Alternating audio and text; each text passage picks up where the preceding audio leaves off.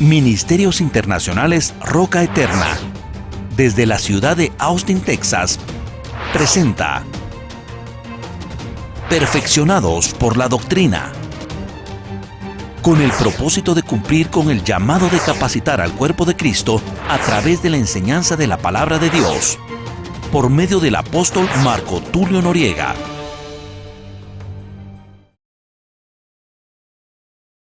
Palabra del Señor. Vamos a seguir estudiando en el libro de Hebreos, capítulo número 6. En esta carta hemos estado viendo las doctrinas, las enseñanzas básicas que todo cristiano debe de conocer. Y cuando digo conocer es que debe de poderlas enseñar a otros.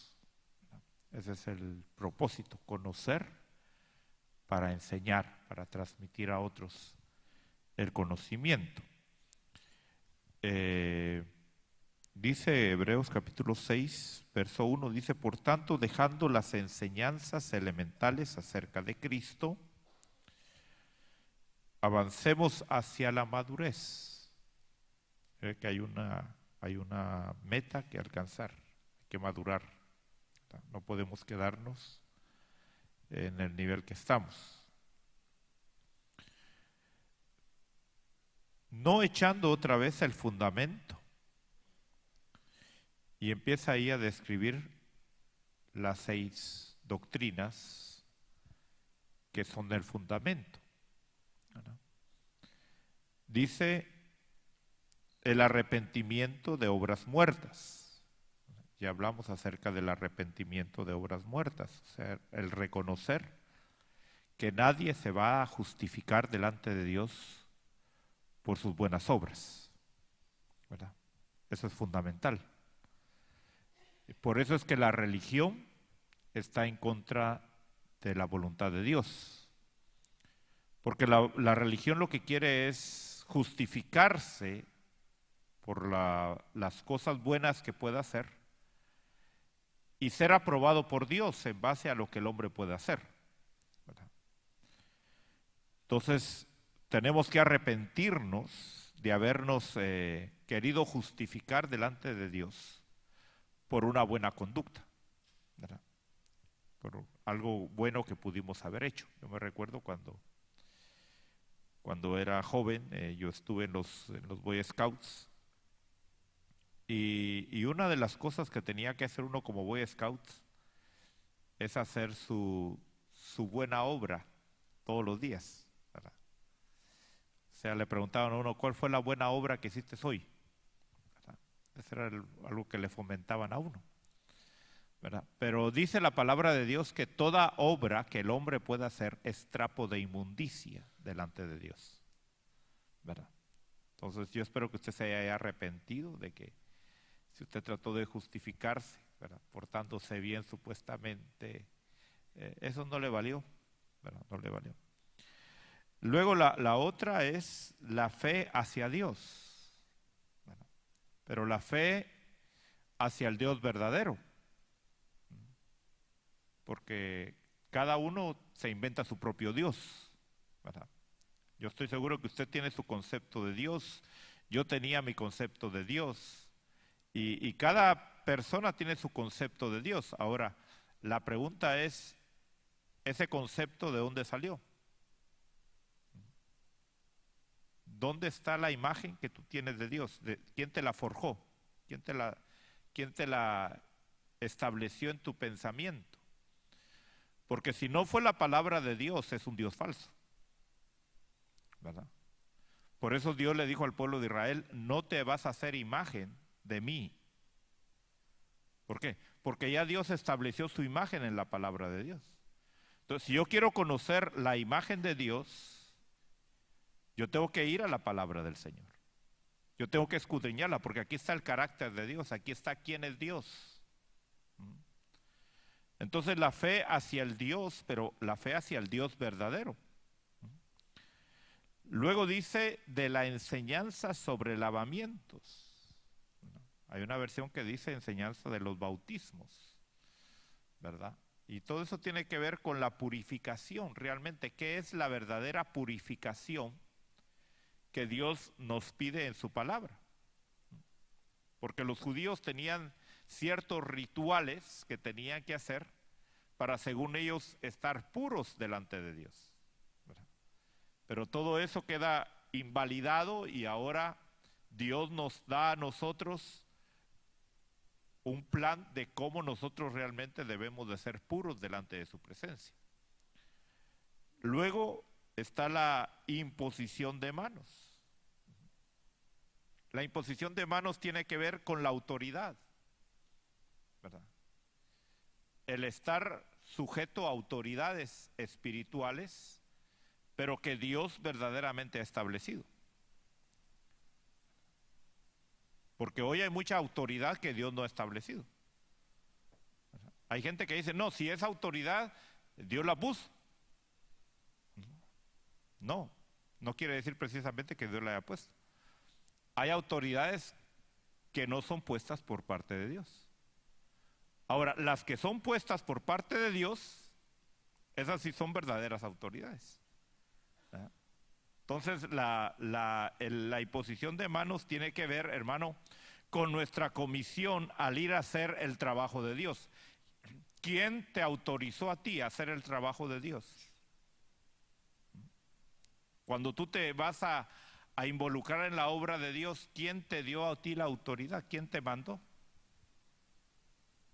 Por eso Pablo le dice a Timoteo, no impongas a la ligera las manos.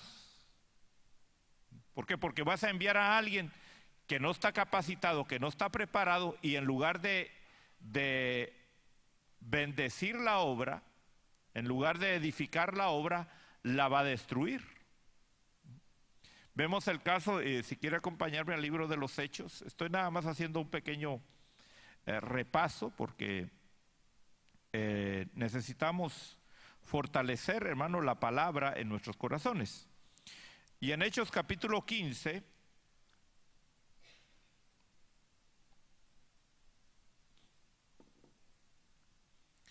vemos que se levantó un problema porque fueron varias personas a predicar la palabra, según ellos, pero lo que trajeron fue confusión. Fue confusión. Entonces el apóstol Pablo tiene que ir a Jerusalén. El apóstol Pablo estaba en Antioquía y va a Jerusalén, sube a Jerusalén para hablar con los apóstoles de ese problema, de que había gente, hermano, que se había convertido al evangelio, pero que los querían ahora, estas personas que habían salido de Jerusalén sin ser enviados, sin la imposición de manos, fueron a predicar otro evangelio y fueron a decirle a los que se estaban convirtiendo, a los gentiles que se estaban convirtiendo al evangelio, les fueron a decir, ahora ustedes se tienen que judaizar. Y eso trajo problemas, eso trajo contiendas, ¿verdad? Y Pablo dice, no, si precisamente nadie puede ser justificado por las obras de la ley. Por eso fue que Cristo vino, porque la ley no justifica a nadie. ¿Y cómo es posible que ahora que han recibido la verdadera salvación, los quieren devolver otra vez a la fe del judaísmo? Y entonces los apóstoles escriben una carta en el capítulo 15, verso 23, dice, y enviaron esta carta con ellos, o sea, con Pablo y con Bernabé, y con Judas, con Silas, hombres muy importantes. Dice que escribieron de esta manera, dice, los apóstoles y los hermanos que son ancianos, y los hermanos en Antioquía, Siria y Sicilia, y Cilicia, que son de los gentiles, saludos, puesto que hemos oído que algunos de entre nosotros a quienes no autorizamos. Ahora, interprétese ese no autorizamos, ¿a qué? A no impusimos las manos. O sea, el imponer las manos aquí, hermano, está hablando de un enviar a alguien. Entonces aquí los apóstoles están diciendo, miren, salieron de entre nosotros, pero realmente no los enviamos nosotros. Nosotros no les impusimos las manos, no les dimos la autoridad para ir a predicar la palabra. Y entonces, mire lo que dice aquí. A quienes no autorizamos, os han inquietado con sus palabras, perturbando vuestras almas. Hermano, ¿cuánto predicador hoy, en lugar de estar edificando las almas, las está perturbando? Las está destruyendo. La pregunta es, ¿quién los envió? Si le preguntáramos a cada ministro que, no, para no ir muy lejos, a los que están aquí en Austin, ¿quién te estableció a ti como ministro? ¿Con qué autoridad haces esto que estás haciendo? A Jesús le preguntaron eso. Y Jesús no se molestó cuando le preguntaron eso. A Jesús le dijeron, ¿con qué autoridad tú haces lo que estás haciendo? Ahora, ¿con qué autoridad estaba haciendo Jesús lo que estaba haciendo? ¿Quién le puso las manos? Juan el Bautista. ¿Verdad que sí? Un hombre que era reconocido como ministro de Dios, él lo declaró, él dijo, él es el Cordero de Dios que viene a quitar el pecado del mundo. Le impuso las manos, le dio la autoridad. Entonces, algo que tú debes de entender, hermano, la importancia de la imposición de manos. Hermano, yo no estuviera aquí en Austin si a mí no me hubieran impuesto las manos para venir aquí. Yo estoy aquí porque a mí me impusieron manos para venir aquí. A mí me dieron la autoridad para venir aquí. Yo no estoy aquí de llanero solitario. Yo no estoy aquí nada más porque se me ocurrió y dije aquí voy a caer. No. Yo, si algo, hermano, he aprendido y algo que me ha beneficiado es entender la autoridad. El estar bajo autoridad es una bendición. El no moverme, hermano, si mi autoridad no me autoriza, yo no lo hago. Entonces, para mí eso ha sido una bendición. Y para mí esa es mi victoria. Entonces, regresando a Hebreos, porque no estamos hablando de ese tema, eso solamente lo estamos recordando nada más, ¿verdad? Para que usted se profundice más en estas doctrinas. Usted tiene que aprender acerca de esto. Hebreos 6:2 dice la quinta doctrina que tiene que usted aprender es la resurrección de los muertos. Ya hablamos acerca de la resurrección de los muertos. ¿Cuántas resurrecciones hay? ¿Cuántas resurrecciones hay? Ahora, han habido momentos de resurrecciones. Desde los días de nuestro Señor Jesucristo han habido resurrecciones y resurrecciones y resurrecciones, pero realmente la Biblia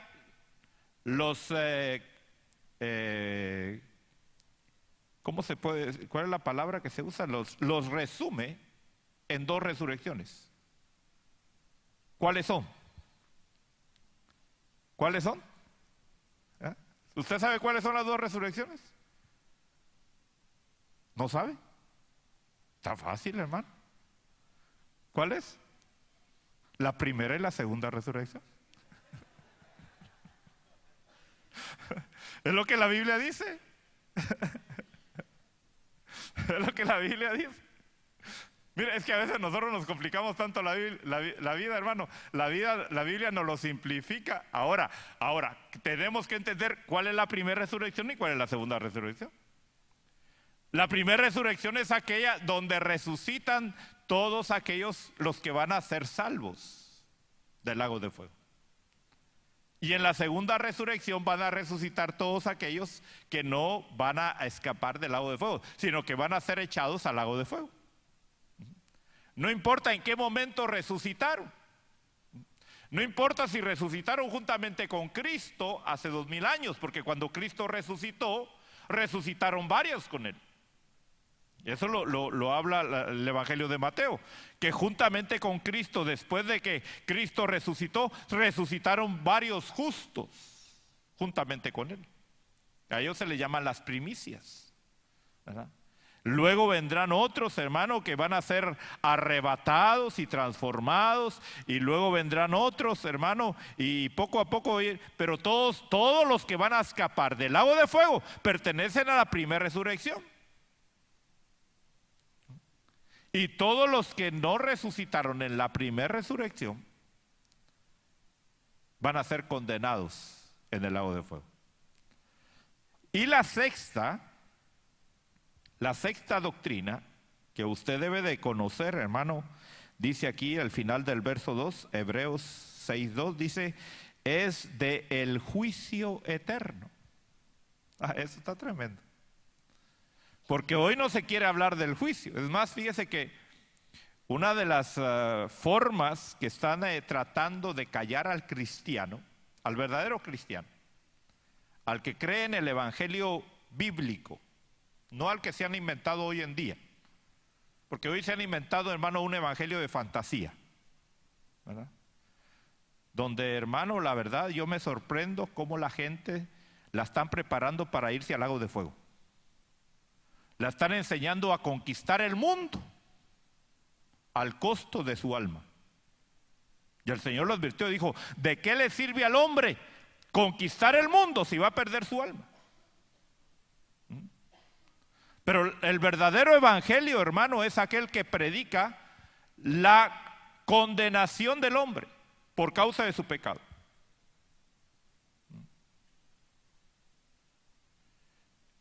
Y eso es lo que las leyes se van a enfocar, hermano, y ya se están enfocando para callar al verdadero creyente.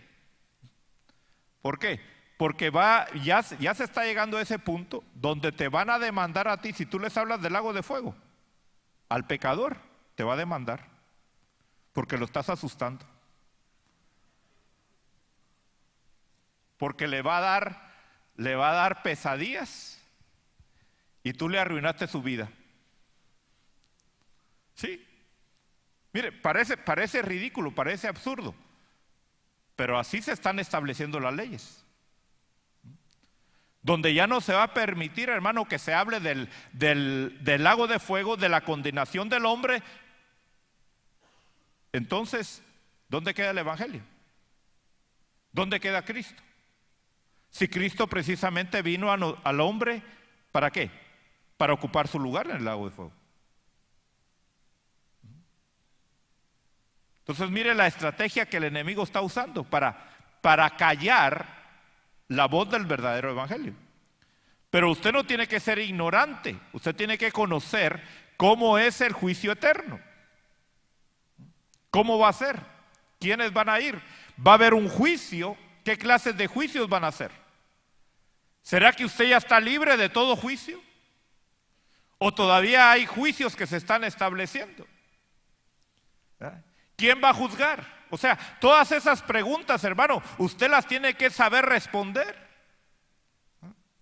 ¿Quién va a juzgar a los ángeles? ¿Quién va a juzgar al mundo? ¿Quién va a juzgar a la iglesia?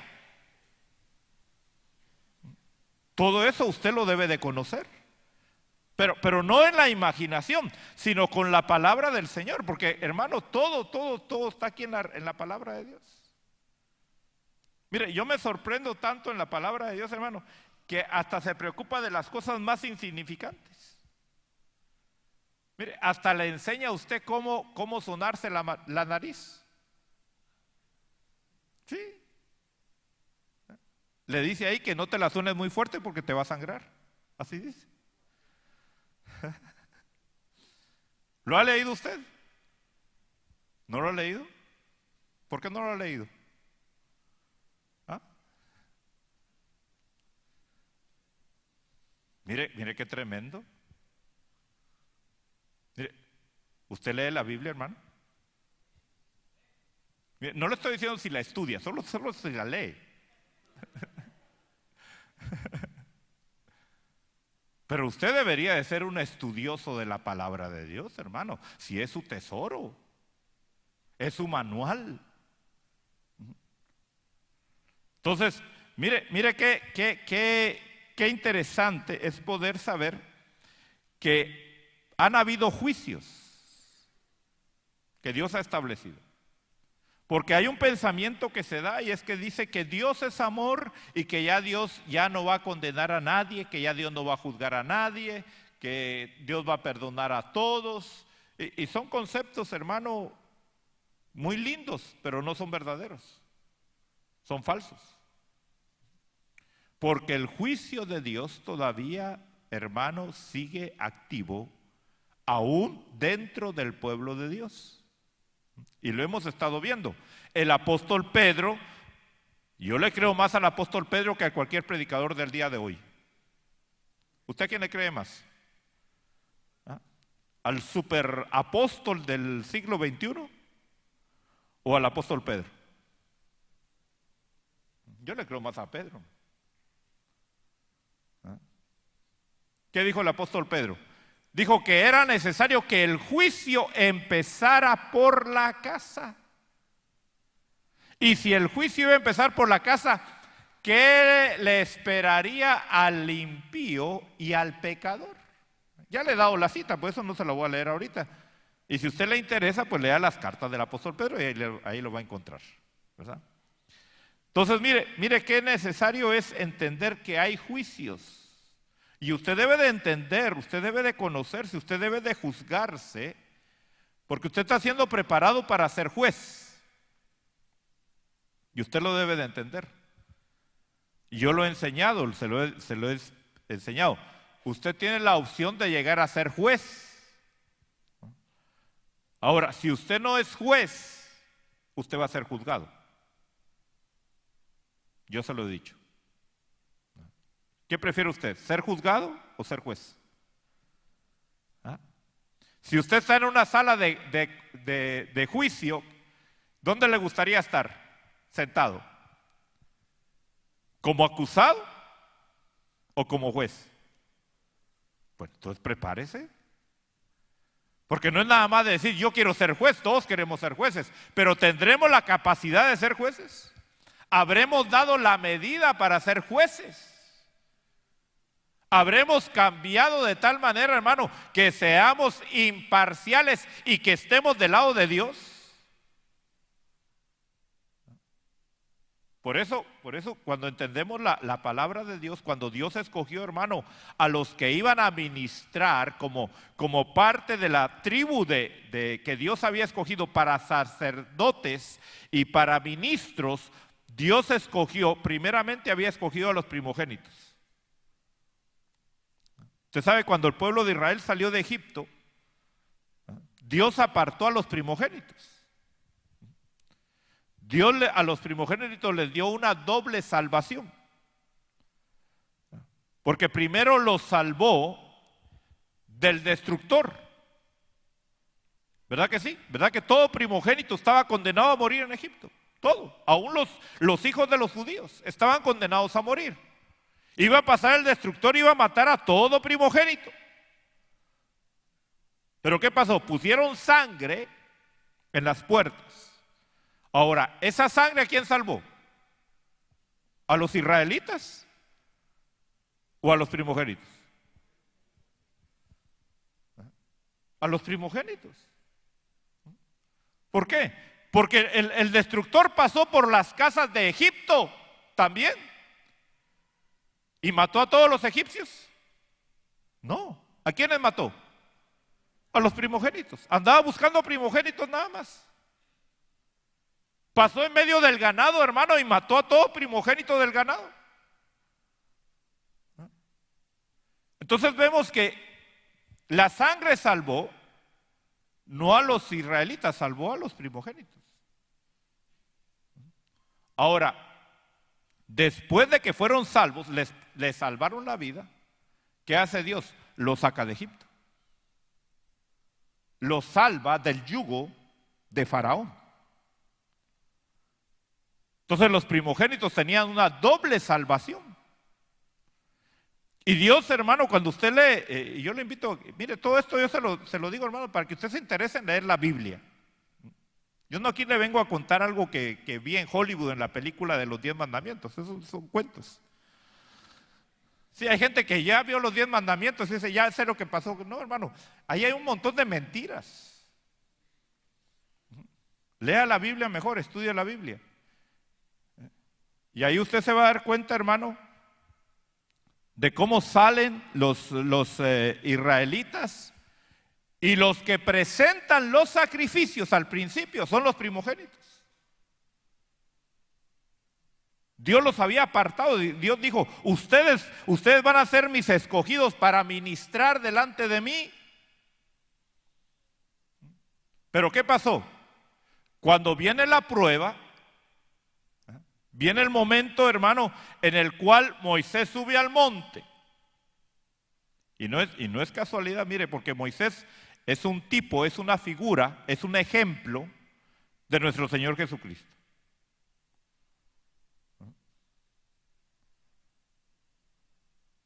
Y vemos ahí que Moisés subió 2 veces al monte.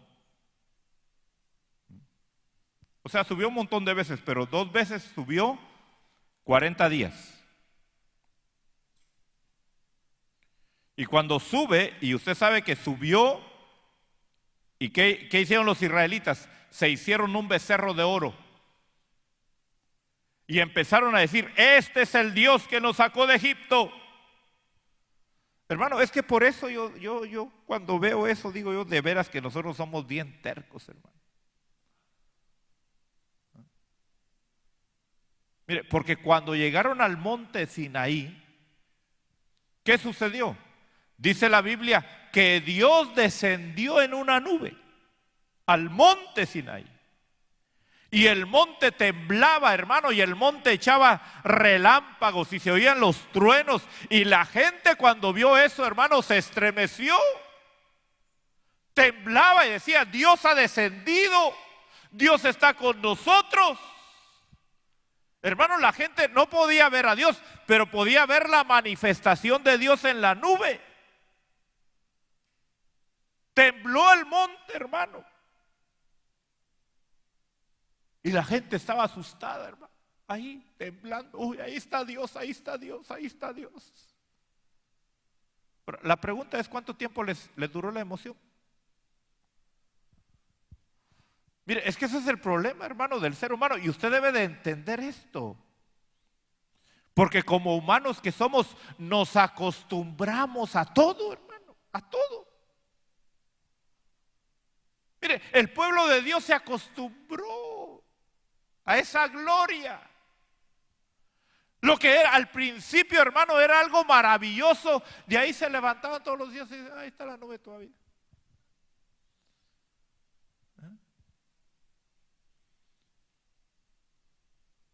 Fíjese que yo he tenido la oportunidad de conocer muchos lugares hermosos en el mundo.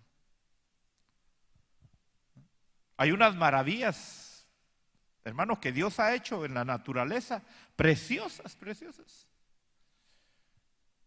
Y cuando yo he llegado, hermano, y las miro, digo yo, wow, qué lindo es esto.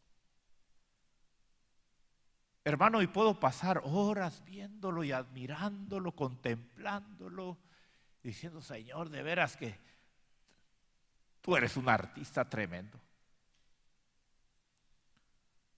Pero miro la gente que vive ahí. ¿Y qué hace la gente que vive ahí? ¿Lo admira? ¿Se sorprende? No. Uno dice, mire qué lindo eso. Sí.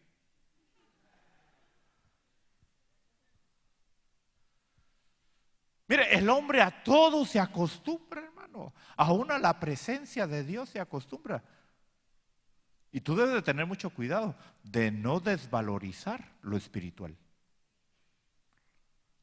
De no menospreciar ni de evaluar, hermano, la misericordia de Dios, la paciencia de Dios sobre tu vida. Porque es fácil caer en eso, hermano. Es fácil. Allá estaban los israelitas los primeros días. Ay, ahí está Dios, que no me va a tragar la tierra. Así decían. Así le dijeron a Moisés, Moisés, sube tú porque nosotros no nos atrevemos a subir. Habla tú con Dios mejor. Si te vas a morir, muérete tú, no nosotros.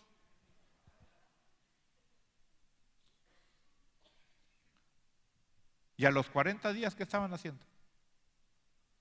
Diciéndole a un montón de oro que se había fundido con cara de vaca, de toro: este es el Dios que nos sacó de Egipto. Mire, hermano, qué rápido cambiaron la gloria de Dios. Y entonces hicieron fiesta, usted sabe, hicieron fiesta, hermano, y se degradaron. Hermano, empezaron a hacer orgías y empezaron a contaminarse, hermano. Una fiesta, hermano, pagana totalmente. Y viene Dios y le dice a Moisés: mira Moisés, el pueblo que sacaste de Egipto ya se torció. Hasta como que Dios se lavó las manos. Mira tu pueblo que sacaste de Egipto.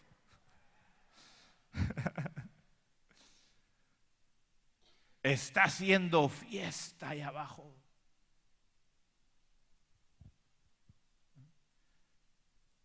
Y Moisés tiene que bajar del monte. Y a medio monte, ¿quién estaba? Estaba Josué.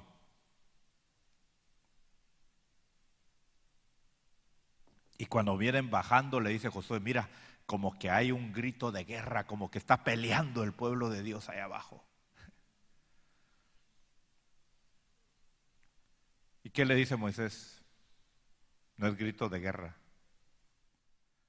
es grito de fiesta pagana. Mire, hermano, cuántas cosas hoy la gente cree que hace para Dios y es abominación a Dios. Fiestas donde supuestamente le celebran a Dios y están celebrando al demonio. No al demonio, no, al demonio. ¿Verdad? Sí. La disfrazan diciendo: es que es para Cristo, ¿no? Qué triste, hermano. Y entonces viene Moisés y dice: ¿quién está del lado de Dios? Los que están del lado de Dios, pónganse aquí de este lado y tome cada uno su espada. Hermano, Moisés esperaba que los primogénitos se pusieran del lado de él. ¿Pero qué hicieron los primogénitos? Estaban en su fiesta. Hermano, qué triste. Y dice la Biblia que la tribu de Leví se puso del lado de Moisés. Y la tribu de Leví le dijo: nosotros estamos contigo y estamos con Dios. ¿Qué tenemos que hacer? Estoy parafraseando un poquito. Y Moisés les dijo: ustedes van a ser los jueces y ejecutadores. Agarre cada uno su espada y vaya y mate a su padre, mate a su madre, mate a su hermano, mate a su hermana que se ha prostituido.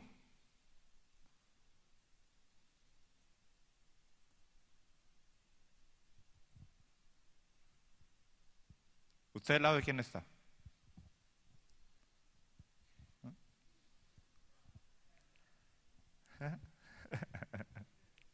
Algunas dirán: no, yo estoy de acuerdo con el pastor, yo desde hace rato quiero matar a mi suegra, dicen. No está hablando de eso, hermano. No. Está hablando de qué lado usted, ¿a quién prefiere usted? ¿A Dios? Si le dan a escoger entre su matrimonio y Dios, ¿a quién escoge? Si le dan a escoger entre su familia y Dios, ¿a quién escoge? Ahora, no se sienta mal, si usted es honesto, diga: no, pues yo me quedo con mi marido. Bueno, está bien, no se preocupe. No se sienta mal. No se sienta mal si usted dice: no, es que mi mujer, ¿qué voy a hacer yo sin mi mujer? Mejor me quedo con mi mujer. Está bien. todavía no ha llegado a este nivel. Y no se preocupe, no estoy diciendo, ¡ay, usted es un ingrato! No. Va a ir creciendo, va a ir aprendiendo, hasta llegar a entender que lo único que vale la pena en esta vida es Dios. De ahí todo lo demás se acaba, todo lo demás se termina. Los maridos se mueren, se lo cuento.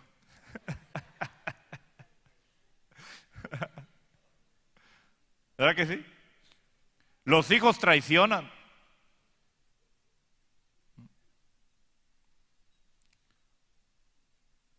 Entonces, pero usted tiene que llegar, fíjese, a tener un carácter de juez. Por eso yo le estaba diciendo que a usted lo mandaron a esta tierra y usted va a juzgar aún a su propia familia. Ahorita algunas más dicen, qué bueno, si yo salvo a mi hijo. No.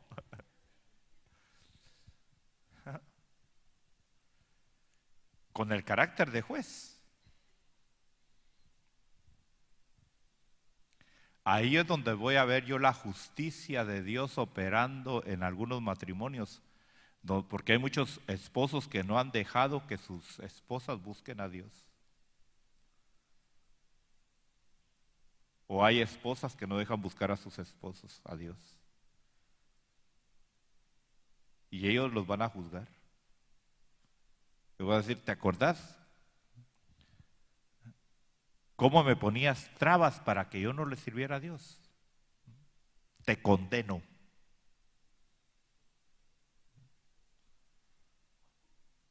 Es que así es, hermano. Así es. Por eso Jesús, mire las palabras de Jesús cuando le dijeron, Jesús, allá afuera está tu madre y tus hermanos y te buscan. Jesús, ¿qué dijo? ¿Quién es mi madre? ¿Quiénes son mis hermanos? Mi madre y mis hermanos son los que hacen la voluntad de mi Padre. Mire, hermano, el día que usted se muera, se van a borrar los lazos familiares terrenales. ¿Sabe por qué? Porque usted se va a incorporar a su verdadera familia. Ya no a la terrícola, sino a la celestial. Amén. ¿Sí? Y eso no se sorprenda. ¿Acaso no lo vivimos aquí en la tierra, hermano? Usted creció tal vez en una familia, ¿no? Pero llegó el momento en el cual usted dice, me voy a casar. ¿Qué está haciendo ahí? Dejando a su familia, ¿para qué? Para formar una nueva.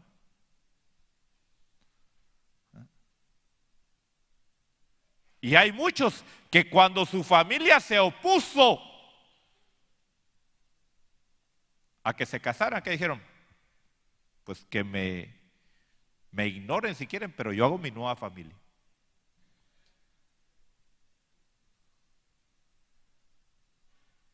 Entonces, si pudimos, hermanos, desechar a una familia terrenal para formar una familia terrenal, ¿irá a ser difícil dejar a una familia terrenal para hacer una familia celestial? No. Encantado, hermano, contento lo vamos a hacer. Nos van a recibir allá arriba, hermano, los ángeles. Mire, los sirvientes, los ángeles nos van a recibir. Y nos van a presentar a nuestro hermano mayor. ¿Quién es su hermano mayor? ¿Quién es? Cristo. Cristo es nuestro hermano mayor. Y allá usted va a ver, hermano, a sus verdaderos hermanos. Y va a decir, wow, nos parecemos. Estás hermoso, estás hermoso. ¿Cómo te pareces a mí?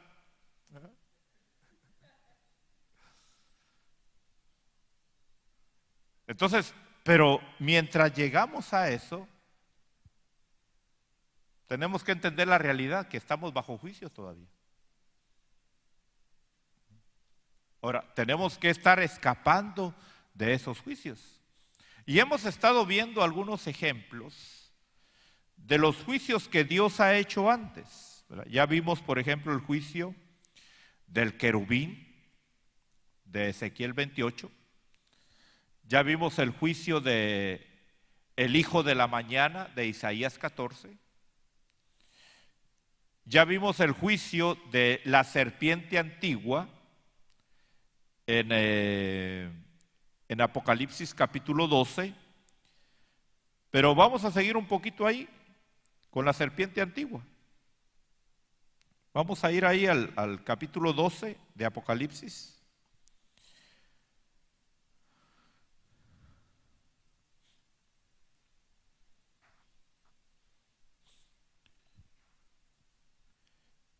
Y vemos ahí, hermano, una situación que se dio. Apocalipsis 12, 7 dice: entonces hubo guerra en el cielo. Miguel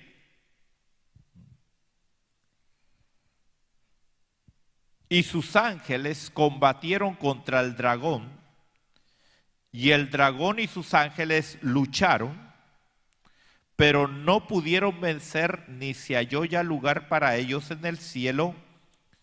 Y fue arrojado el gran dragón, la serpiente antigua, que se llama el diablo y Satanás, el cual engaña al mundo entero. Fue arrojado a la tierra y sus ángeles fueron arrojados con él. Bueno, entonces vemos aquí que hay unos ángeles. ¿Que dónde están esos ángeles? ¿Ah? ¿Dónde están esos ángeles? ¿Ah? ¿En el cielo? ¿Dónde están? Aquí en la tierra. Vemos que hay ángeles, hermano, que están aquí en la tierra y que son ángeles de las tinieblas. Pero dice la Biblia que aún ellos se disfrazan como ángeles de luz. Por eso usted tiene que tener mucho cuidado, porque no toda experiencia sobrenatural quiere decir que viene de Dios. El hecho que se le aparezca un ángel blanco, brillante, resplandeciente, no quiere decir que sea de Dios. Puede ser un ángel de las tinieblas disfrazado de ángeles de luz. Eso usted lo debe de entender. O sea, es importante que usted comprenda esto. Porque hay gente que dice, es que yo tuve una experiencia espiritual. Sí, pero eso no quiere decir que sea de Dios. Por eso usted debe de conocer, hermano, la palabra de Dios para poder diferenciar si una experiencia es de Dios o una experiencia es del enemigo. Aunque las dos van a ser sobrenaturales. Las dos van a ser sobrenaturales. Ahora, vemos aquí que estos ángeles están ¿en dónde? Entonces, en la tierra. ¿Y qué están haciendo aquí? Moviéndose bajo las órdenes de Satanás. Pero serán los únicos ángeles que han caído. Ahora, fíjense que hay un pensamiento que se da. Por lo menos yo crecí con ese pensamiento, pero realmente estaba equivocado ese pensamiento. El decir que los ángeles no tienen voluntad.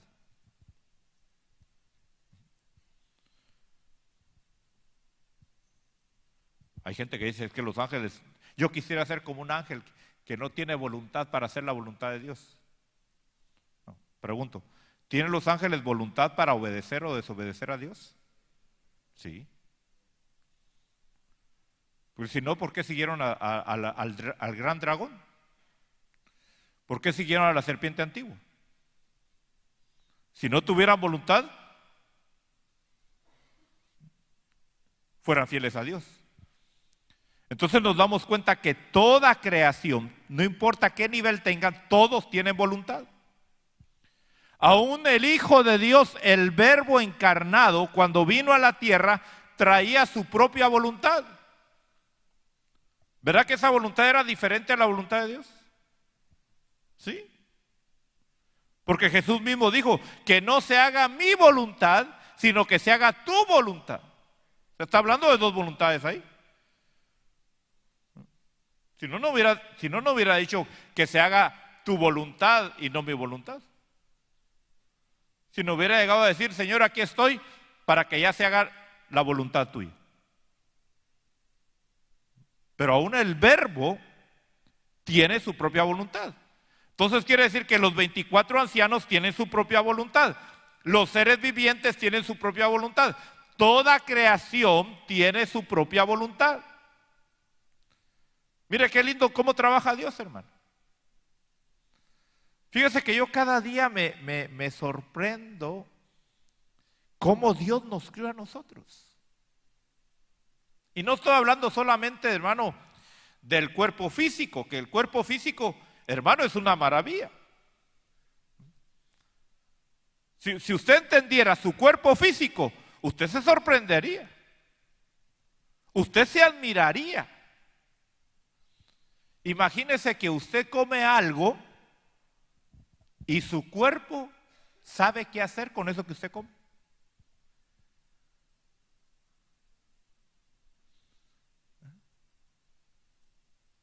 Usted se toma, por ejemplo, una vitamina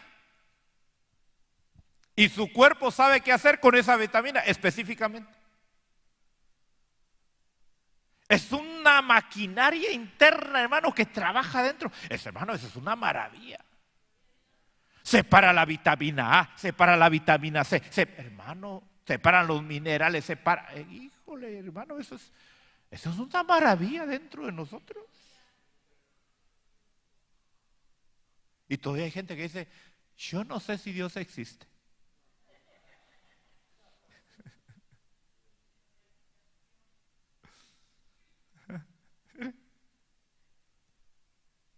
Yo creo que yo estoy aquí de casualidad, de una explosión que sucedió hace millones de años. Mire, hermano, nosotros somos una creación, hermano, preciosa.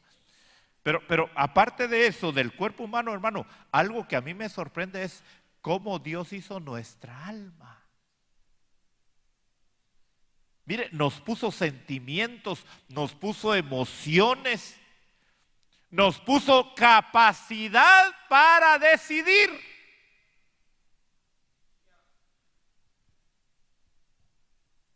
Es que eso es una maravilla, hermano. Mire, lo hizo de tal manera, y ahí es donde viene el problema para nosotros. Nos hizo de tal manera que nos hizo capaces para juzgarnos y condenarnos. Nadie va a decir delante de Dios, y era malo hacerlo.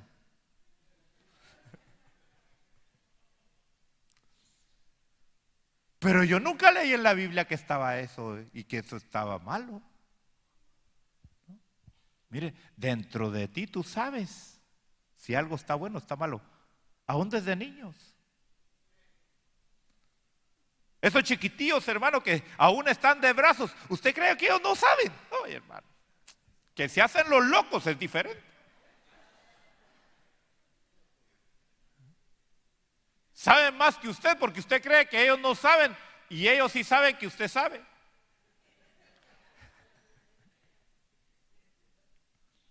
Y por eso manipulan a los grandes, ¿no? ¿Sí o no? Ahí está el niño que no quiere dormirse y quiere fastidiar al papá y a mamá. ¿Qué hace? Ahí lo duermen un ratito y ya se durmió. Vámonos. Y ni ve se dan la vuelta. ¡Ah! Mire cómo manipulan esas cositas, hermano. Tienen esa capacidad. Y todavía los padres ahí los dicen, es que no sabe mi muchachito. ¿Cómo que no sabe? Sí sabe. Sí sabe que tiene que llorar para mamar. ¿Sí o no? Sí sabe. Mire, si aún la naturaleza, hermano, los animalitos. Por eso algo que usted debe de ver, hermano, cuando vea televisión, mire el canal de los animales. Usted va a aprender mucho ahí. Bueno, ¿cómo es posible que una cosita así, hermano, chiquita, un cangurito, sabe que cuando sale del vientre, hermano, de la mamá, tiene que subirse por todo el estómago y meterse en la bolsa? Sin la ayuda de la mamá. La mamá solo se pone ahí. Súbete pues.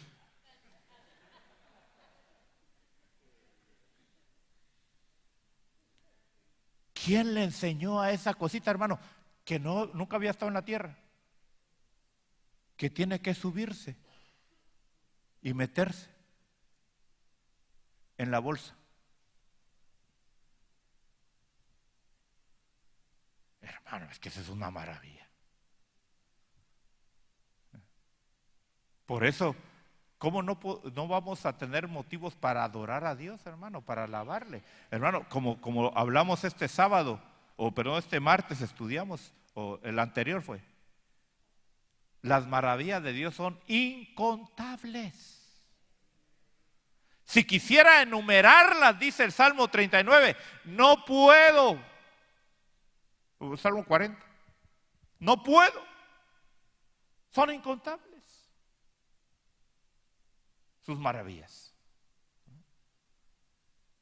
Entonces yo digo, qué tremendo, cómo Dios nos hizo, hermano, para llevarnos a nosotros a un juicio.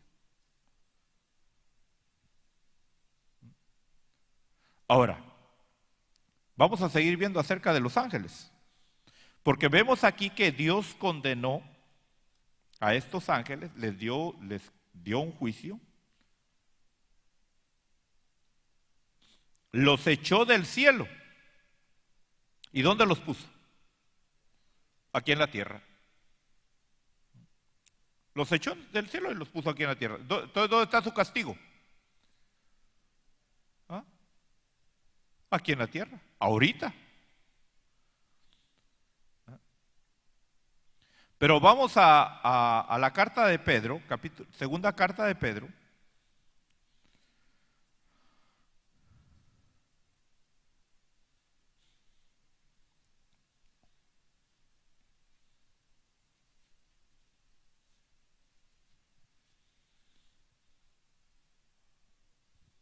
Capítulo 2. Fíjese que Pedro como que vivió en este siglo, hermano.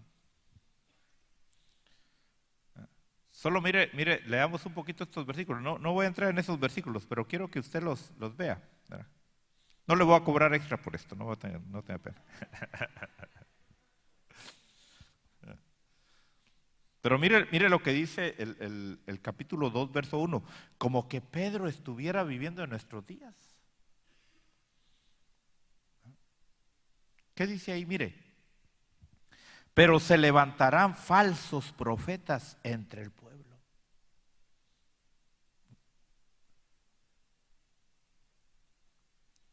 Así como habrá también falsos maestros.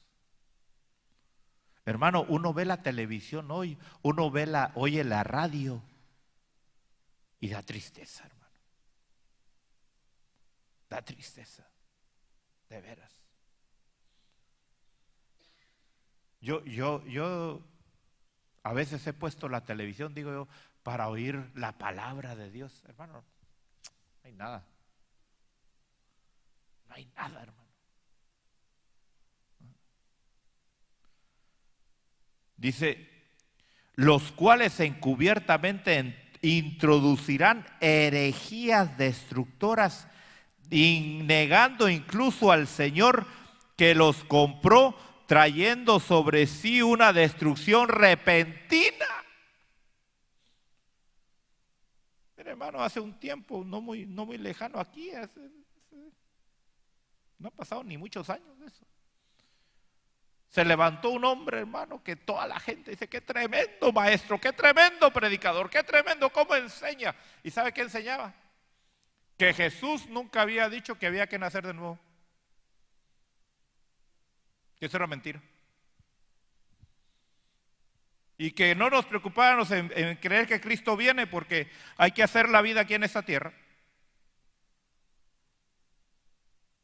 Y toda la gente dice, wow, qué revelación. ¿Por qué? Porque, hermano, qué labia la que tenía ese hombre. De veras que si uno se deja guiar por el oído, uno podía pasar horas oyéndolo. Y la gente, wow, qué tremendo, qué siervo de Dios. Y le aplaudían.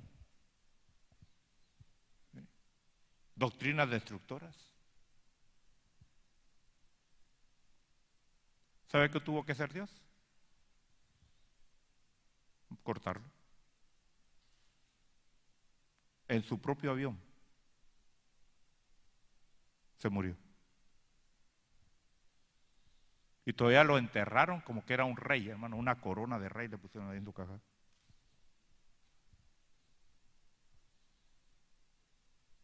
Y yo con toda seguridad, hermano, se lo digo, ni esa corona disfrutó en la tierra, ni va a disfrutar corona del otro lado. ¿Sabe qué es lo más triste? Que dejó seguidores. Hay que seguir enseñando lo que ese maestro nos enseñó.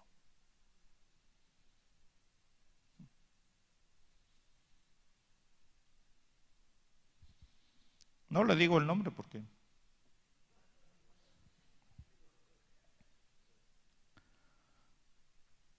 verso 2, mire, es que como que Pedro estuviera viendo esto, hermano. Dice, muchos seguirán su sensualidad y por causa de ellos el camino de la verdad será blasfemado. Y en su avaricia os explotarán con palabras falsas. El juicio de ellos desde hace mucho tiempo no está ocioso ni su perdición dormida. ¿Cuánta gente hoy, hermano, va a la reunión y dice, saquen ahora su ofrenda de 1,000 y de 10,000 y de... Y ahí está la gente, ahí sí hay que dar. Y si das $1,000 en este momento, Dios te va a conceder 5 deseos. Eso es lo que la gente... Y la gente está contando, me conviene, sí, me conviene. Y dan sus $1,000. Y se quedaron con sus 5 deseos. Estafadores.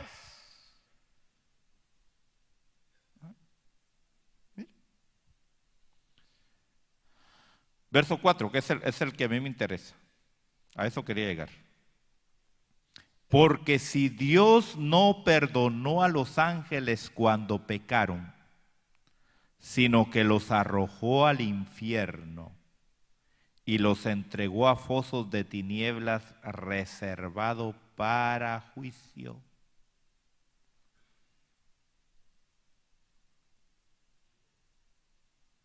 Ahora, note bien, estos son nuestros ángeles. ¿Dónde están los ángeles que cayeron con la serpiente antigua? En la tierra. ¿Y dónde están estos ángeles? Mire, por eso usted tiene que aprender, hermano. Mire, usted viene aquí nada más a que aprender a leer la Biblia, pero es su responsabilidad leer la Biblia, estudiarla. No se conforme solamente con lo que yo le doy. Yo solamente le vengo a dar aquí, hermano, le traigo aquí la carne y usted la tiene que picar y usted la tiene que cocinar. Pues si se la come así como se la doy, se va a indigestar. Ajá. Tiene que aprender a estudiar la palabra de Dios. Entonces, se da cuenta que estos ángeles, hermano, no están en la tierra. ¿Dónde están? Están en fosos de tinieblas. Ahora, vamos al Evangelio de Judas, o a la carta de Judas. El capítulo no se lo voy a decir, solo le voy a decir el versículo. Versículo 6. ¿Qué dice Judas? Judas 6. Dice, y los ángeles que no conservaron su señorío original, sino que abandonaron su morada legítima, los ha guardado en prisiones eternas bajo tinieblas para el juicio del gran día. Ahora, dice que estos ángeles no guardaron su morada.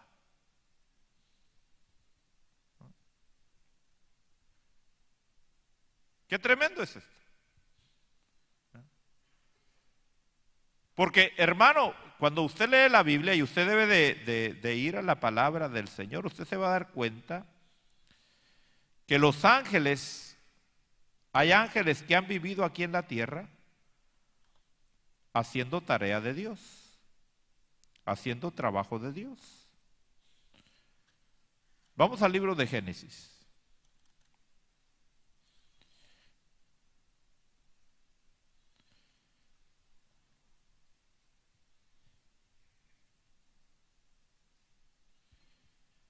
En Génesis capítulo 32,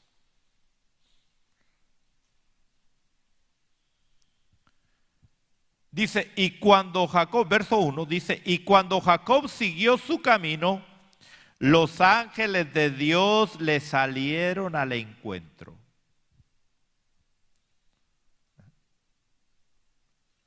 Mire, había ángeles aquí en la tierra entonces.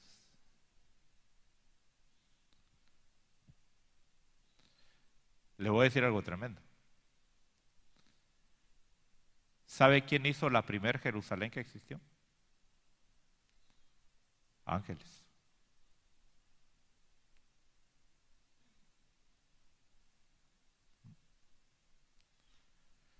Porque el que la construyó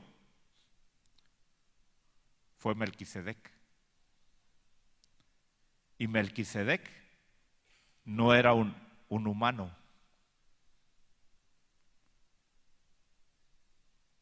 Era una autoridad espiritual. ¿Y de dónde era Melquisedec?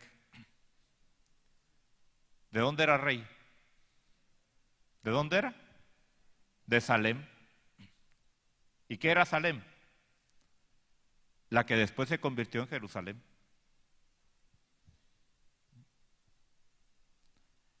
Entonces vemos a ángeles aquí en la tierra. Mire, a nosotros es sorprendente, hermano, ¿cómo así ángeles? ¿Sí? Iba caminando, hermano Jacob, con su campamento y de repente le sale un campamento de ángeles a su encuentro.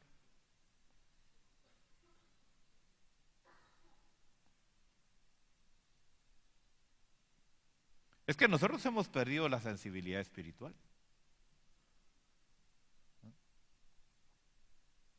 Usted de repente ha estado con ángeles y ni cuenta se ha dado.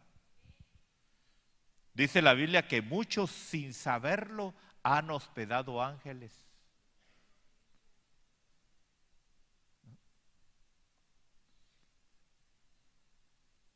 Y no que se amen ángel. No, seres angélicos. Seres angélicos.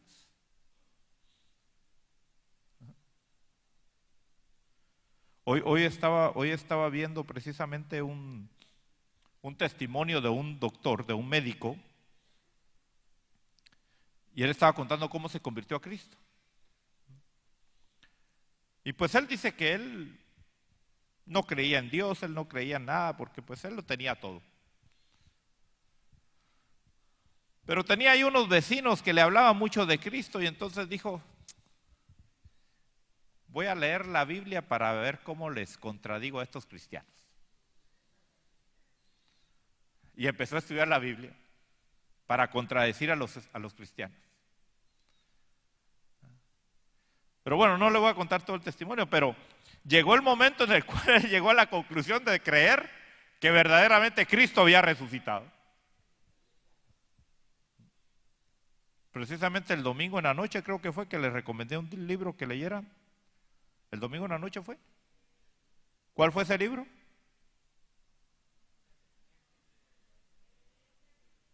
¿Cuál es?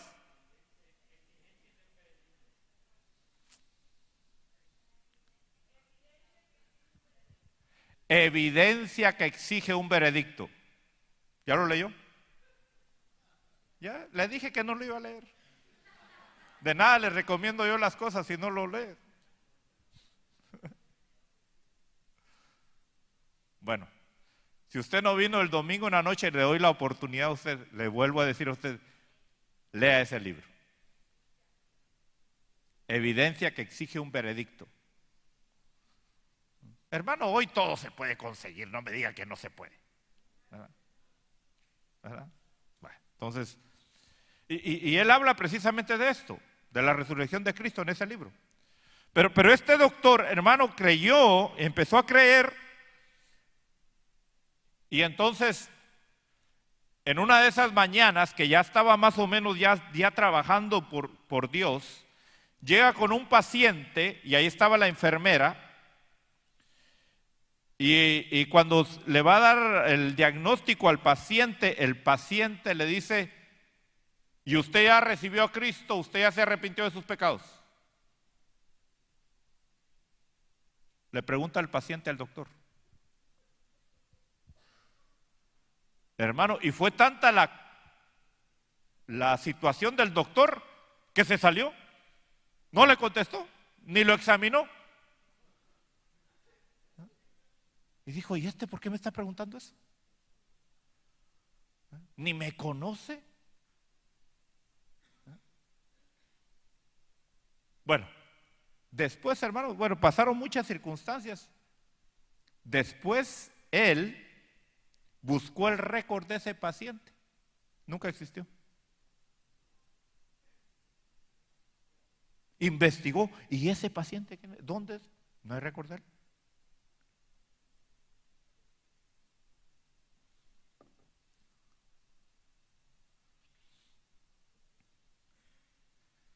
Yo platiqué con un pastor. Tal vez algún día lo invite aquí a que venga, que nos cuente su experiencia que tuvo con un ángel. Ese ángel, hermano, lo visitaba por varios tiempos.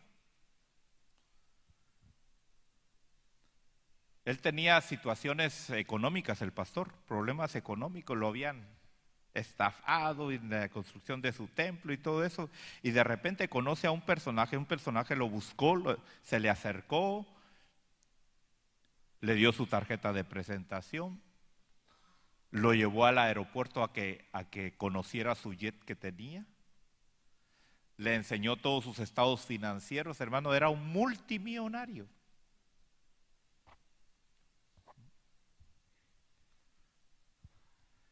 Le dio sus números de teléfono, hermano, le dio, mire, y dice que se reunía con él en ciertos lugares.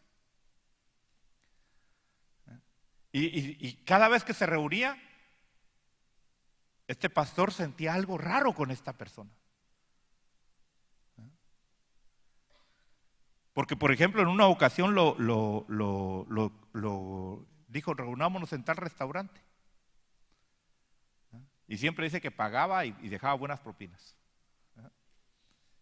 Pero en una ocasión llegó y cuando se sentó el pastor le dice a este personaje, estamos ayunando, ¿verdad? Porque el pastor estaba ayunando.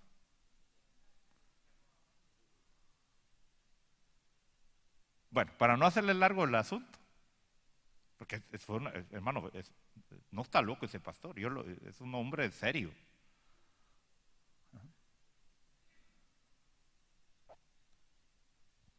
Al final, hermano, le solucionaron su problema financiero, todo. Y nunca más volvió a ver a este hombre. Llamó a ese número, porque llamó a ese número, no existe ese número. Fue al aeropuerto a buscar los aviones, ese avión nunca estaba aquí.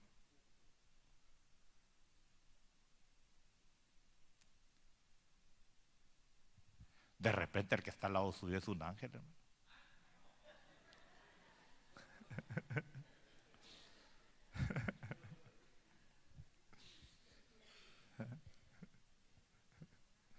O de repente usted es un ángel.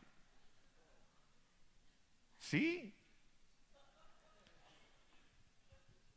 Mire, nosotros nos sorprendemos. Pero ¿qué dice aquí? Verso 2. Estamos en Génesis 32, 2. Mire lo que dice. Dice, y al verlos Jacob dijo, este es el campamento de Dios.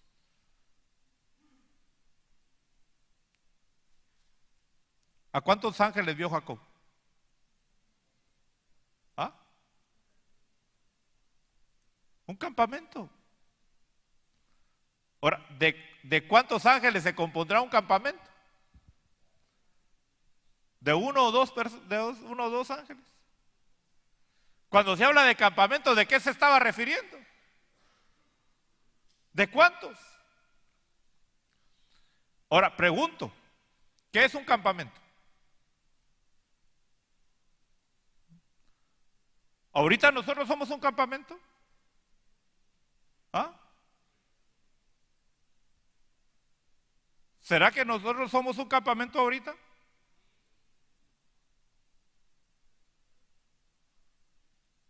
¿Qué necesitamos nosotros para hacer un campamento? ¿Ah? ¿Qué es un campamento para usted? ¿Un montón de gente? ¿Será eso un campamento? ¿Ah? ¿Un montón de gente será un campamento? ¿Qué se necesita para que nosotros lleguemos a hacer un campamento ahorita? ¿Ah? Póngase a pensar un poquito.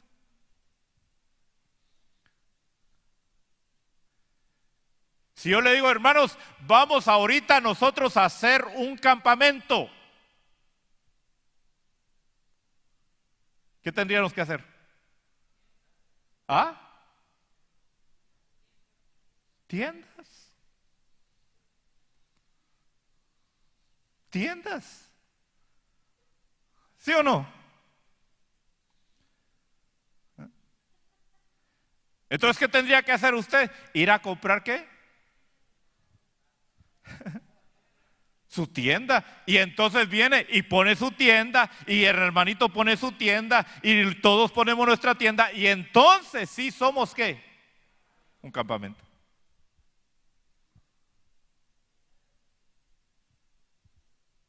¿Qué es lo que vio Jacob? ¿Un montón de ángeles? ¿O un campamento? Entonces, aparte de los ángeles que vio.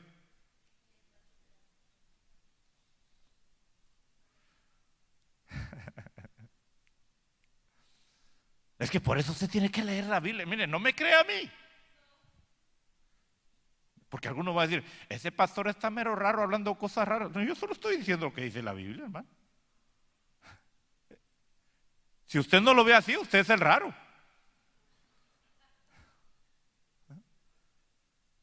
Pero iba al campamento de Jacob y se juntó con el campamento de ángeles. Y a ese lugar le puso Mahanaim, porque Mahanaim quiere decir la unión de dos campamentos. Ahí lo dice.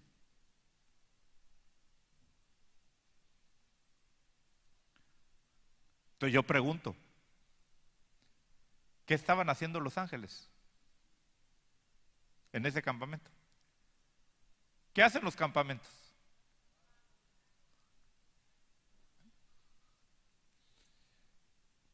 Si nosotros hiciéramos un campamento, mañana en la mañana, ¿usted qué haría? ¿Ah?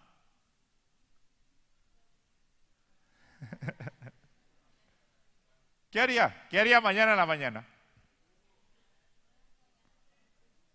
Cocinar. La pregunta es, hermano, ¿y entonces los ángeles comen? Pregunto, ¿tendrán necesidad de comer los ángeles? ¿Ah?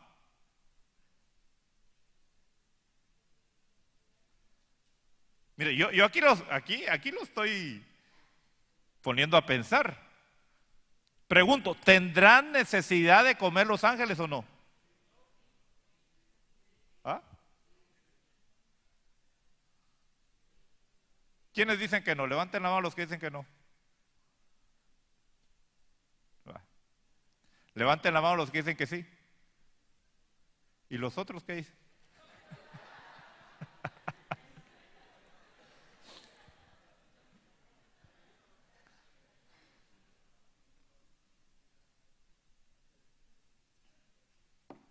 Pregunto, ¿se come en el cielo? ¿Y se come por necesidad o por placer? ¿Ah? ¿Por placer?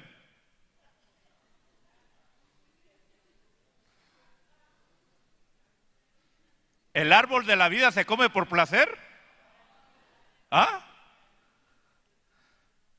Mire, le estoy haciendo esas preguntas, hermano, porque yo quiero que usted estudie la palabra. Que no sea un robot nada más que dice, el pastor así dice. No se trata de lo que yo digo. Se trata de lo que la Biblia dice. El fruto del árbol de la vida, ¿se come por placer o por necesidad?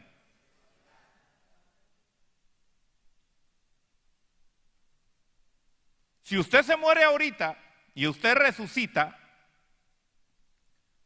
usted va a llegar allá arriba diciendo, no tengo ganas de comer del árbol de la vida. ¿Así va a decir?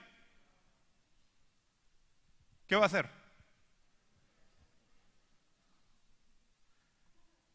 Entonces, necesita comer del árbol de la vida, es una necesidad, es un placer. Pregunto, ¿los ángeles comen por necesidad o por placer?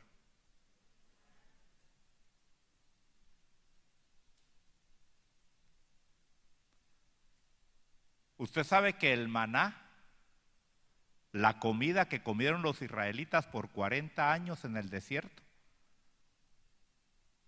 ¿qué era? Comida de ángeles. Es lo que los ángeles comen.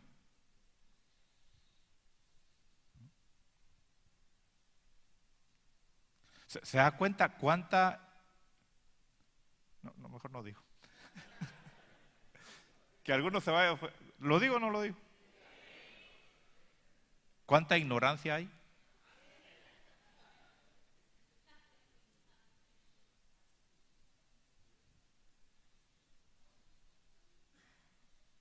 Mire, es que la religión, hermano, nos torció la palabra de Dios.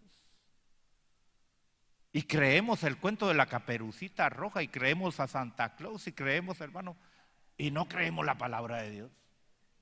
Lo vemos en la Biblia y decimos, mire, lo vemos raro.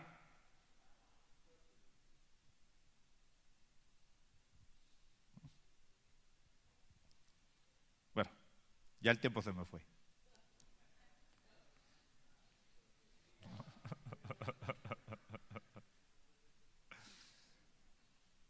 No me falta el próximo miércoles. ¿Necesita venir los miércoles? ¿Y los domingos en la noche? ¿Y los domingos en la mañana? No falte. Y los martes, oiga las enseñanzas. Adquiera los CDs de los martes. Amén. Gloria a Dios. Bueno, póngase de pie. Póngase de pie. Qué lindo es estudiar la palabra de Dios. Mire, yo espero que usted hoy salga con algo para seguir estudiando. Y que usted tenga más dudas de las que traía. Porque de eso se trata. Aquí no se trata de salir sin dudas, aquí se trata de salir con más dudas. Y saber que la respuesta está aquí. Amén. ¿Quién tiene la respuesta? ¿El pastor? No, la palabra de Dios. Amén. Esto es lo que debemos de creer. La palabra del Señor.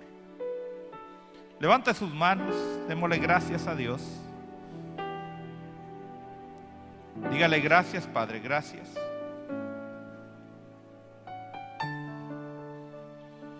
Gracias, Señor, porque me enseñas, porque me instruyes. Tú sabes que el salmista David, el rey David, le agradecía a Dios y le decía: gracias, Señor, porque tú me instruyes. Hermano, el ser instruido del Padre no es de cualquiera, no es de cualquiera. Es de un grupo especial. Y a ti Dios te da la oportunidad de entender las cosas espirituales. Agradécele a Dios, es lo único que puedes hacerle. Y al agradecerle, tú vas a estar recibiendo espíritu de revelación, espíritu de conocimiento, espíritu de sabiduría.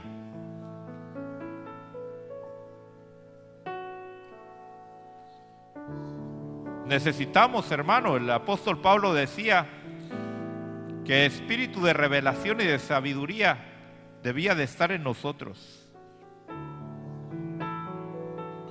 Gracias, Padre, gracias. Porque tú nos estás sacando de la ignorancia. Gracias, Señor, porque estamos conociendo tu palabra.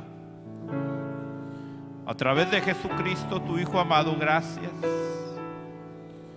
No queremos ser ignorantes, Padre, no queremos ignorar tus verdades.